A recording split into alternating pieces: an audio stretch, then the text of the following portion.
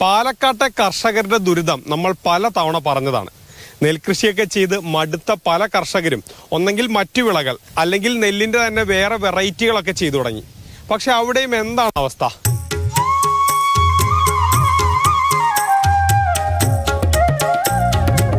പാലക്കാട്ടെ കർഷകരുടെ മുന്നിൽ പുതിയൊരു വഴി തുറക്കാമെന്ന് കരുതിയാണ് കുറച്ചു വർഷങ്ങൾക്ക് മുൻപ് സജീഷ് ജൈവ കൃഷി രീതിയിൽ രക്തശാലി അരി വിളയിക്കാൻ തുടങ്ങിയത്. പക്ഷേ രക്തശാലി അരി ഔഷധമൂല്യേറിയ അരിയാണ്.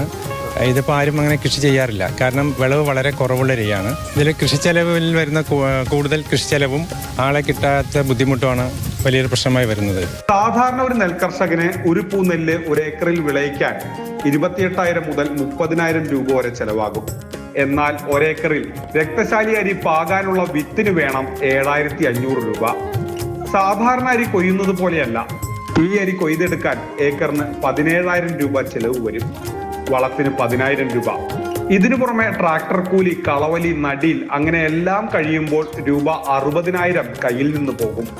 നല്ല വിഷമില്ലാത്ത അരി നമുക്ക് കഴിക്കാം, നമുക്ക് വേണ്ടപ്പെട്ടവർക്കും കൊടുക്കാം. അതല്ലാതെ ലാഭം ഉണ്ടാക്കാനൊന്നും കഴിയില്ല അതിൽ.